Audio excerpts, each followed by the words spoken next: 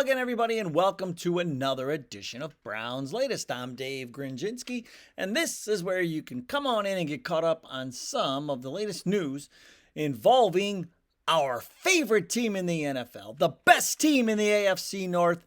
That is, of course, the Cleveland Browns. Thank you to everyone who has liked our previous episodes and who has subscribed to the channel. We're already making the climb towards 8,000. I'm going to have to start finding another fit. I love it.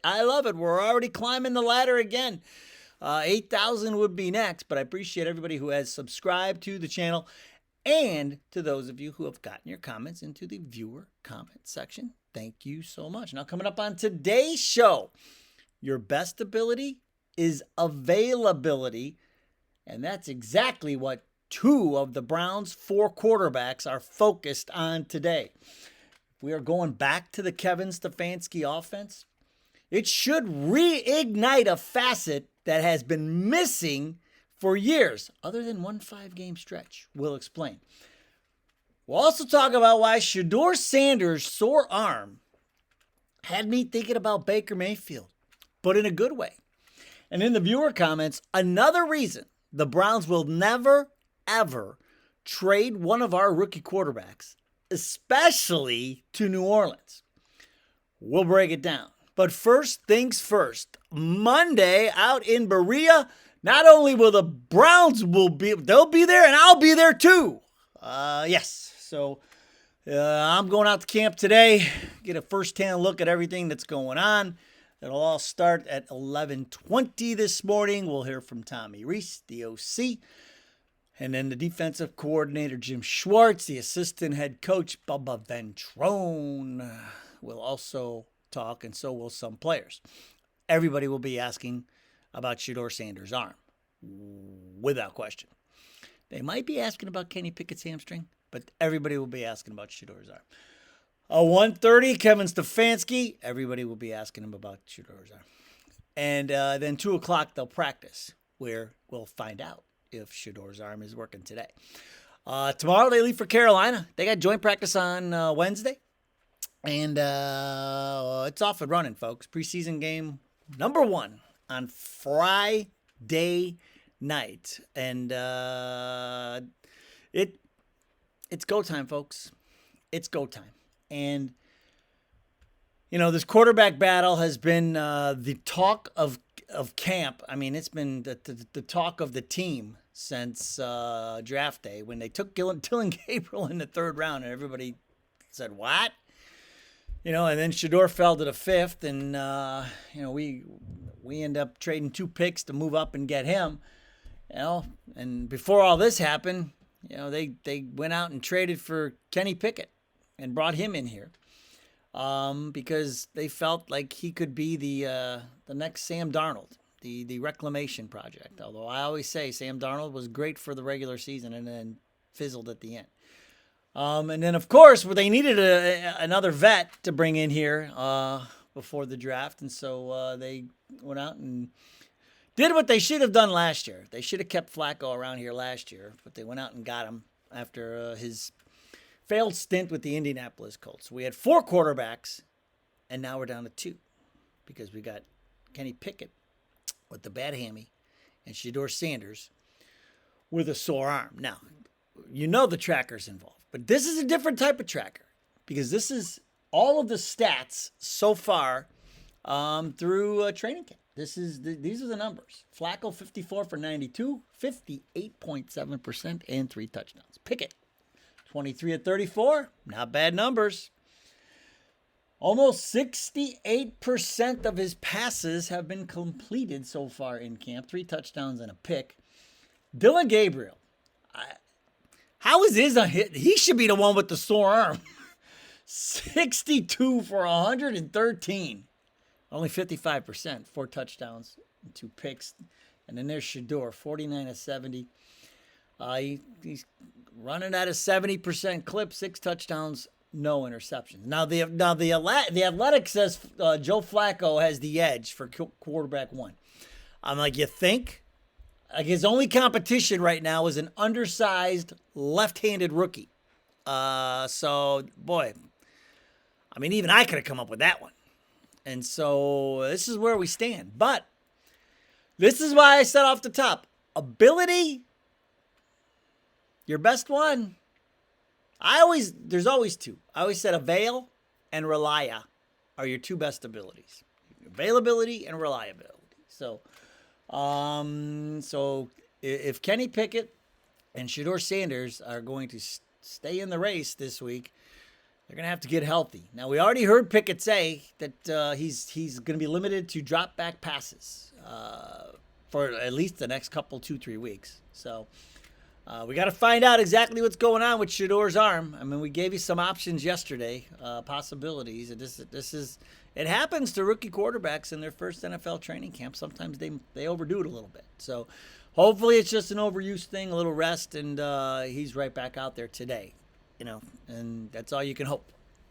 And then he'll be right back in the mix. Hopefully he'll get those first-team reps too, because everyone is clamoring for him to get first-team reps. Because after watching Dillon Gabriel, I mean, he is just, like I said yesterday, he looks like it's like the middle school. Sometimes, I mean, he does some. I'm not going to sit here and say he's brutal, but he does look overwhelmed sometimes. He looks overmatched, but the defense has been playing really well too. We explained that yesterday as well. So that's where we stand going into today. We got to see who is ready. I mean, it's Carolina week, so everybody wants to see Shedeur and Dillon Gabriel playing that game Friday night. So we'll see. We'll see what happens. We got to start assessing these guys because we are running out of time. But if this preseason game on Friday was a regular season game, Joe Flacco, without a doubt, is your starting quarterback, because there's just,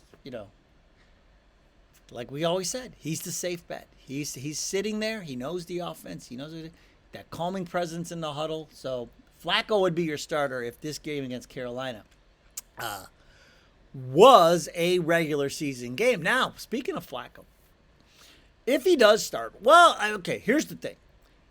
If Flacco starts, this facet of the offense will undoubtedly return. What am I talking about? I'm talking about the tight end use.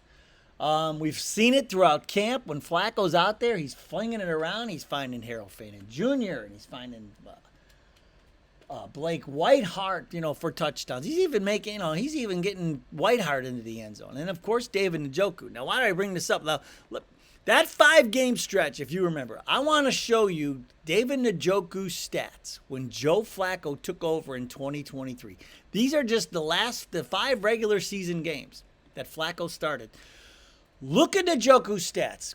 30 catches, 45 targets, almost 400 receiving yards, 13 yards a catch, and 4 touchdowns. And don't forget, he had that 10-catch game against the Bears where he 10 catches on 14 targets. That was on December 17th of 23.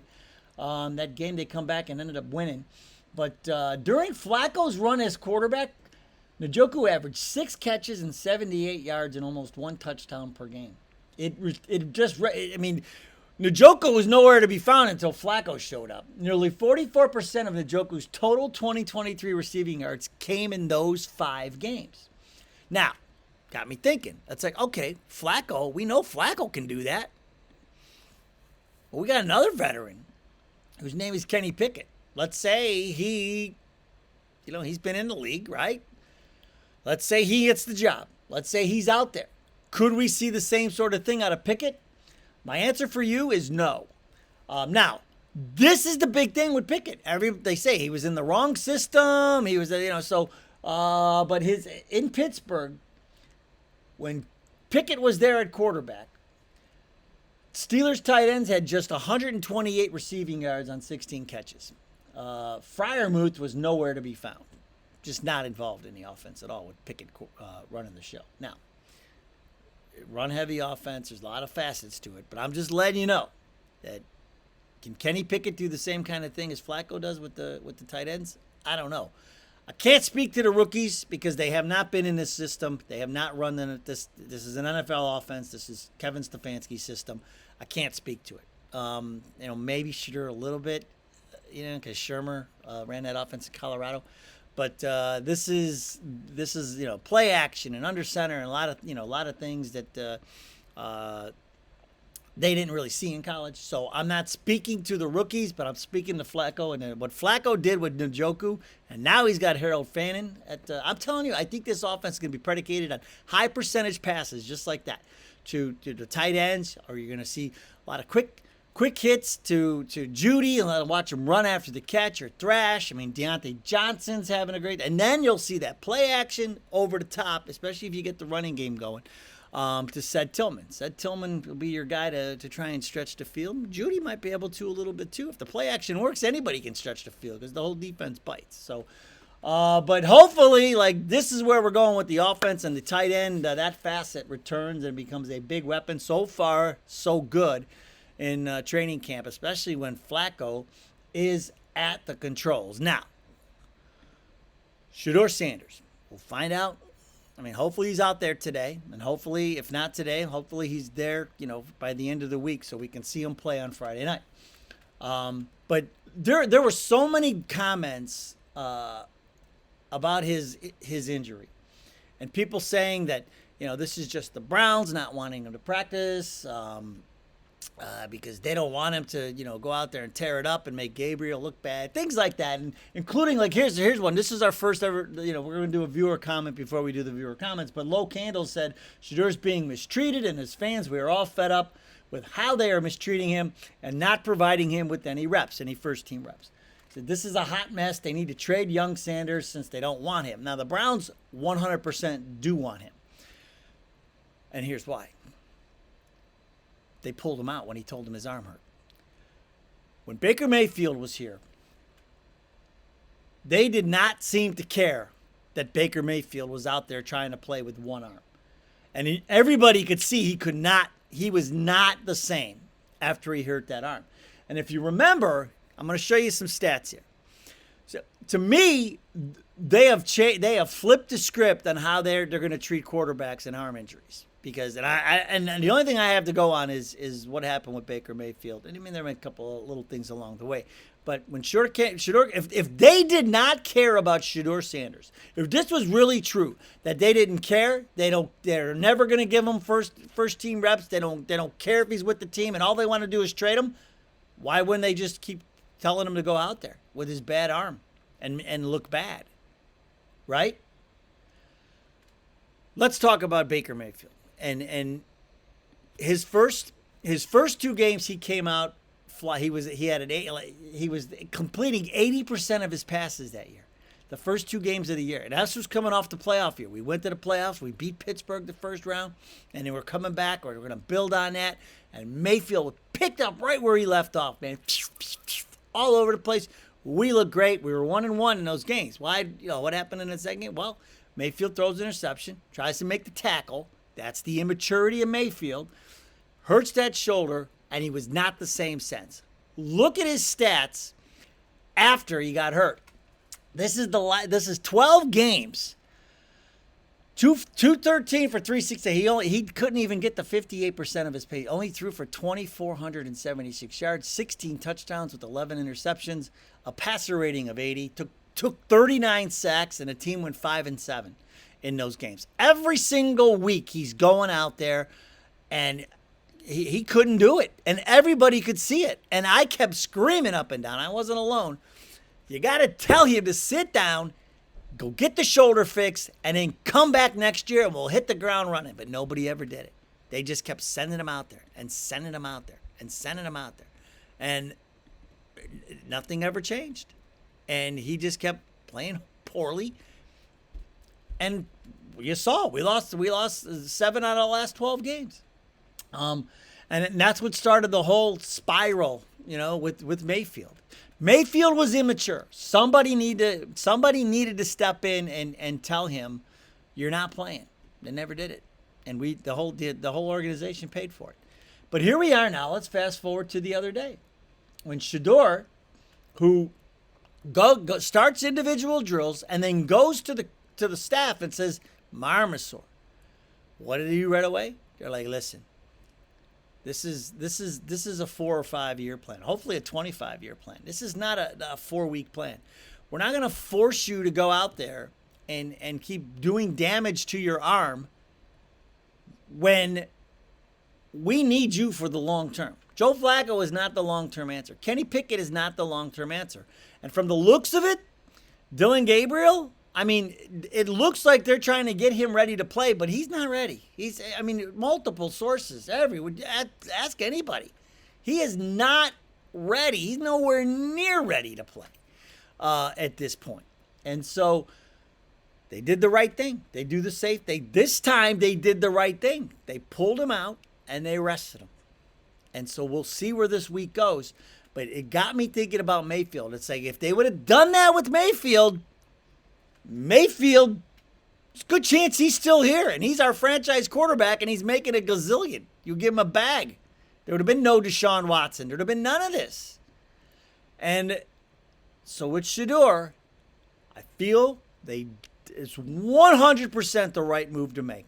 If his arm is sore, get him out of there, find out what's wrong, put together a treatment plan, and get him back, get him healthy, and then get him back out on the field when he can get back out on the field.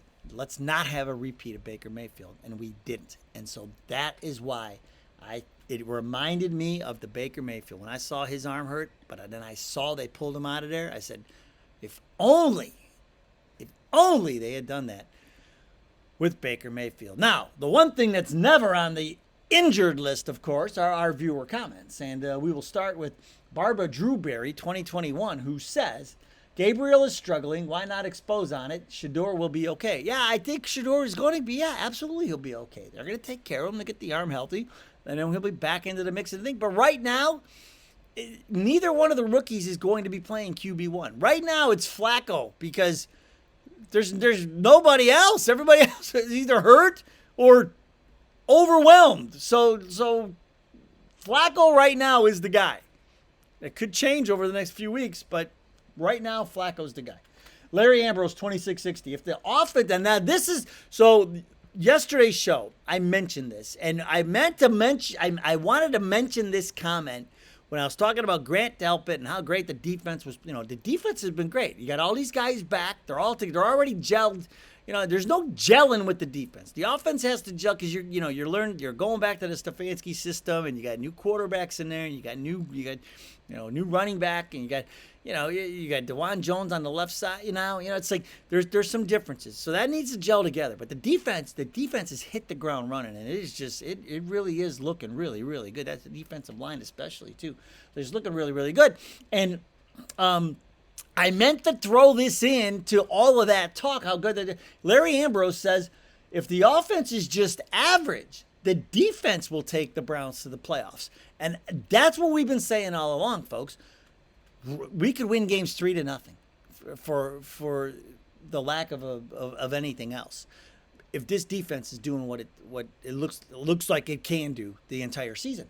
You're not going to need this massively explosive offense if this defense is out there balling every week. Just muster up enough points to win.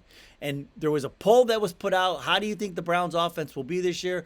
The majority of people said average. And I think they're right. I think we showed those stats the other day from 23 versus 24. And when you look at the 3-14 team versus what happened in 2023, the stats, the glaring difference was we did not score points last week. Because a lot of the other stats are not that far off from each other. Yes, are the 2024 stats lower? Yeah, but they're not. You would think they would be like this, but it's not. They're just slightly off. Yards, things like passing yards, things like that. Scoring was the problem. We could not put points on the board last year. And so, if this offense is average with that combined with that defense, yeah, it's going to make a world of difference, and it's why I bet them over 6.5 wins, 100%. All right, moving on. But great point, Larry Ambrose, 2660. Marvin's Antoine, 03R, says, Gabriel is not an asset that can be traded. No one would want him. I hope 12 gets traded to New Orleans. This coaching staff is either blind, stubborn, or prideful. Now, here's the thing. Thrasso Tasavulu, the greatest talent evaluator that nobody knows, but you know him now because he was on the show a few days ago. He had a great point. We were talking about this after the show, and he said that here's why Sanders will never. This is why nobody's going to New Orleans. What they need is a veteran quarterback. Pickett would be the guy that would go. But they're not. Do you know why? Do you know who New Orleans offensive coordinator is? His name is Doug Nussmeier. Do you know who Doug Nussmeier's son is? LSU quarterback Garrett Nussmeier. And so there are a lot of people who think that New Orleans, Derek Carr retiring, I mean, you could say it came out of the blue, but Carr was at the end of his career no matter what. Carr retires, they turn it over to Shook. They don't even go out there. They don't even make an attempt to get a vet. They're just going to turn it over to this rookie. They know what they got in Rattler, which is nothing. He's a 5th-round pick who, he got his shot, and he hasn't done much with it.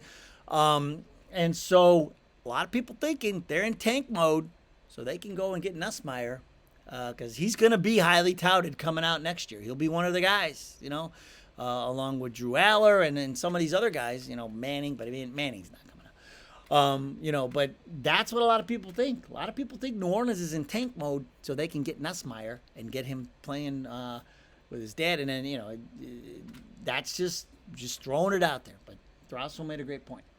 The Ashanti mom says, Shedeur playing with the second-team offense against the first-team defense. Gabriel plays with the first-team offense and the second-team defense. Not the same. Shedeur is winning. Well, a lot of people agree with that. Me included. I think it's better that when you got the second team and you're on the second team playing against the first team and you're still tearing it up. I mean, what's there to say about that other than that's pretty freaking awesome. There's another thing, though, that Shedeur won this week, even though he didn't get the practice the other day. He actually beat out Dillon Gabriel in the Madden ratings, and so he came up there. He's in 4th with a 67 OVR, and Dillon Gabriel was 5th with a 66 OVR. And so why does this matter? Well, according to this, I mean, they base this on Madden ratings are influenced by draft status, college performance, and perceived NFL potential. Normally, a higher draft pick would be expected to get a higher OVR. But, Shedeur went in the 5th round, Gabriel went in the 3rd round, and Shedeur got the higher rating. So even Madden sees the potential. They view him as a 3rd-round pick at worst. If you want to go to these Madden ratings are widely recognized as an unofficial barometer of a rookie's potential and expected impact. Guys like Megatron, when he came out, he had like an 84, I think, or an 87. He was one of the highest rated when he came out. So guys like that, are super highly rated. Look what happens. These Madden ratings, I know it seems crazy, but they don't miss a lot. I mean, these Madden ratings usually, if the guy gets a high one coming out as a rookie, he's usually a stud and has a great career. And here's the Madden rating saying Shedeur's a 67, Dillon Gabriel's a 66. I think that's even a little bit too close to myself. I think Gabriel should be a little bit lower, but he cracked the top 5. Cam Ward was number 1, of course. But I thought that was really interesting and somewhat telling. So, but now, with the arm soreness, we'll have to see where it goes. All right. John Deluski says, hey, Grizz, Greg Newsome played outside cornerback with Denzel Ward for at least a year, if not 2, before Emerson came out and took over outside, and then Newsome moved to the nickel. Right, that's exactly. We talked about this, and this is what Newsome wanted. Newsome wants to play outside, so he's got a shot now. So let's hope he steps up and don't miss a beat. And then we talked about Delpit yesterday, and even though we lost Emerson Jr., we still got a lot on that defense, and so far so good. The defense is playing well. And in victory, you're talking about the fit change when we got the 7,000 subscribers, and this is how we're going to end because I thought this was great. He says, hey, Grizzer, the fit switch makes you look like a creamsicle. He's like, I'm just saying. And I'm like, when I looked at it, I go, yeah, you're actually right. I do kind of look like a creamsicle. You're not wrong. But then he says, it turns out, though, that adding the hat, remember we had the Guardians bucket hat, adding the hat was a stroke of genius because it downplayed the sickle effect. So there you go. Now, one of my favorite songs is Sicko Mode. And this is sickle effect. So we might have to get Roddy Ricch involved and do the sickle effect song for us because sickle mode, sickle effect. I mean, hey, kind of rolls off the tongue, but Victory Way, that was a great take. I really appreciate it. All right, I'm heading out to Berea, folks. Oh, boy. We have a lot to talk about on tomorrow's show. I'll see what I can muster up, but it should be interesting. Got to be a fun day out there in Berea. All right. Thanks for joining us on our way to 8,000 subscribers. Go Browns! We'll see you next time.